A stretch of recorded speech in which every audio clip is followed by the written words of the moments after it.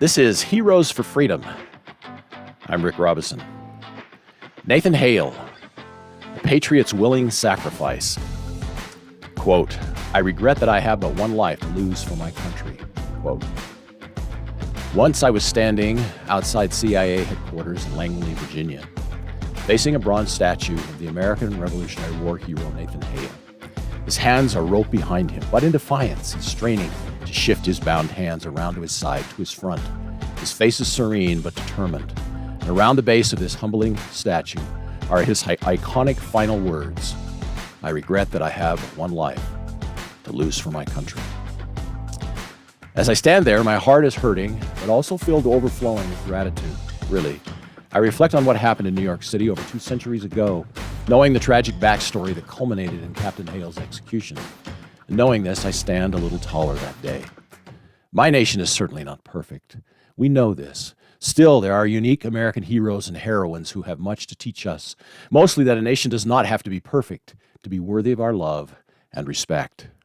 Standing there, I make a solemn commitment to bring these stories to our youth, especially those who may be struggling with their identity, with those who think or have been taught that America's history is something to be ashamed of. And they've been too often misled, or they've been not taught these stories in our schools and our universities today. For I know from studying the world's tyrannical regimes and dictators, and having operated amongst them and against them over the years, both now and, of course, in the past, our heroes, particularly our patriotic heroes, are always the first to be canceled in today's politically intolerant, self-serving world. This statue that stood that day before me, represents the young American intelligence officer executed by the British without trial for his loyalty to George Washington. A story of intrigue, a sacrifice, and patriotism we need to tell our children. Nathan Hale was born on June 6, 1755, on a farm in Coventry, Connecticut. A bright and ambitious young man, yes. He graduated from Yale College in 1773 at the age of 18. Like many of his generation, Nathan Hale was stirred to action by the popular American spirit that was going on at the time, seeking liberty and independence. Yes, the escalating conflict between the American colonies and, of course, the British Crown. This was deeply dividing Americans, and generally it sliced them into 3 main groups at the time.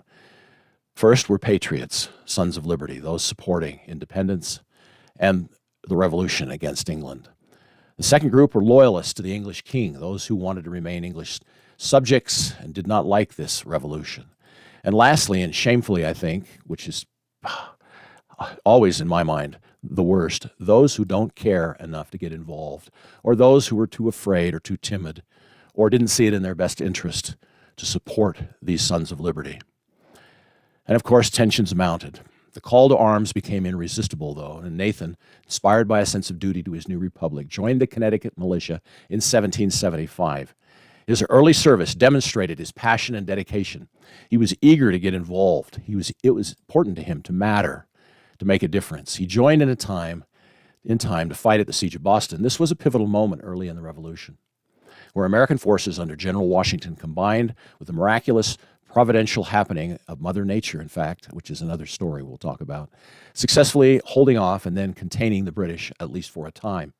Then, in the summer of 1776, the war shifting to New York City and intensifying, what General George Washington needed most at that time was intelligence on British troop strength and movement, as dozens of large British warships and cargo ships arrived in New York City harbors loaded with fresh troops and supplies. By sheer numbers, the British had captured New York City, turning it into their base of operations. And of course, there were many loyalists in New York City at that time, so it made it easier for them. Washington was desperate for accurate information, intelligence, so that he could better plan an effective counter-strategy to the British buildup in New York City. But espionage was a dangerous business, and it proved too often fatal, in fact. Many were reluctant to volunteer, knowing that if captured, the British would hang them almost immediately and without trial. It's interesting, however, that a number of women began spying for Washington, like the young and talented Anna Strong, who was most effective, in fact, very successful, and she was never compromised. Young Captain Nathan Hale could see the situation was desperate. Washington's army faced an intractable foe, one of the most professional and largest military forces in the world at the time, actually. Acutely aware of the dangers, however, he stepped forward volunteered to go behind enemy lines. And even though he had no formal training in espionage, he was determined to get the information General Washington needed. He was smart, and he had the confidence that he needed, that he could operate successfully there. And he knew the area of New York. Masquerading as a school teacher, Nathan infiltrated the British-controlled boroughs of New York City. He gathered valuable information on British troop strength and plans. The information, in fact, was exactly what General George Washington needed at that time. But it was time-sensitive. He had to smuggle the intelligence out through British lines and reach Washington's camp in time. He was about to depart the city, but a man that he thought was working for Washington also, secretly, who lived nearby, sent him a message asking that they meet in a nearby pub. Nathan Hale was suspicious, but not enough to avoid the man. Perhaps he had some more information that Nathan could use or that could get to General Washington. So he decided he would meet with him, and he entered the pub, and there Captain Hale waited. And as he waited, this man came in, walked up to his table, and suddenly several armed men stood up from nearby tables at a signal and pointing pistols at Nathan. This man was a double agent. He was working for the British.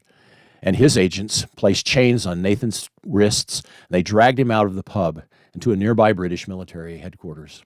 Several New York loyalists, those who backed the English crown and supported the British occupation forces, acted as supposed witnesses, identifying and condemning young Nathan. British authorities quickly interrogated him and accused him of being a spy for General Washington. It was September 22nd, 1776. At British military offices, Captain Nathan Hale was sentenced to death by hanging, which was considered actually a shameful way to die, a method that was used mainly for criminals. Yet the young patriot faced his fate with remarkable courage. As he was led to the gallows, he reportedly uttered the words that would forever enshrine him as one of America's truly great heroes. Quote, "I only regret that I have but one life to lose for my country," he said. Nathan's words represent so perfectly the spirit of courage, sacrifice, and service that this young American patriot had for the cause of American liberty and independence. Sadly, today it's increasingly popular for some historians to state that Nathan Hale, in fact, did not actually say the above last words, but that they were words manufactured later by colleagues to help create a supposed patriot hero. In truth, the account of Captain Nathan Hale's final words of loyalty to his country comes from the British Captain John Montresor, who was at the execution of Captain Hale and wrote about this and stated that, in fact, Nathan Hale did say these iconic words.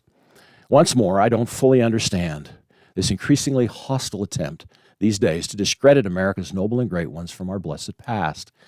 No wonder so many of our youth today have lost their faith in our country and are becoming an increasingly a jaded generation choosing failure when success is all around us.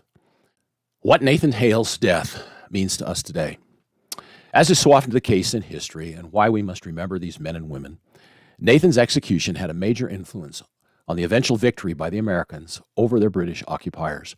Though he had failed in his mission, his willingness to sacrifice his life for the cause of freedom inspired millions. His death highlighted the countless individual sacrifices freely offered by our mostly unknown heroes and heroines, and that's so true today. There's so many that have passed into history that we know nothing about that accomplished incredible things. We're trying to uncover some of those, but we're only seeing just a tiny bit. But anyway, these heroes helped ensure the survival and success of this great American republic we are blessed with today. Though he died alone and mocked by his captors to the end, Nathan Hale's bravery became a rallying cry for freedom. But more than that, a symbol of self-sacrifice, courage, and grit when facing a powerful, unforgiving enemy. Since independence, Nathan Hale has been immortalized in several ways. Their statues, memorials, and schools even have been named in his honor, ensuring that his legacy endures. A humble symbol of the ideal patriot, he set an example for future generations to place personal interest behind the success and well-being of our country. Quietly, yet powerfully, his service has shaped the American character, helping America become the savior nation for much of the world, particularly during and since World War II. In the world's fight against fascism, Nazism, but most of all, global communism, which we continue to fight today. In truth, Nathan Hale's legacy originates from the divine, a central character trait, though not always developed in the traditional American spirit, which values individual liberty over life itself. So, my dear friends, today, Veterans Day, we honor Captain Nathan Hale at the Heroes for Freedom.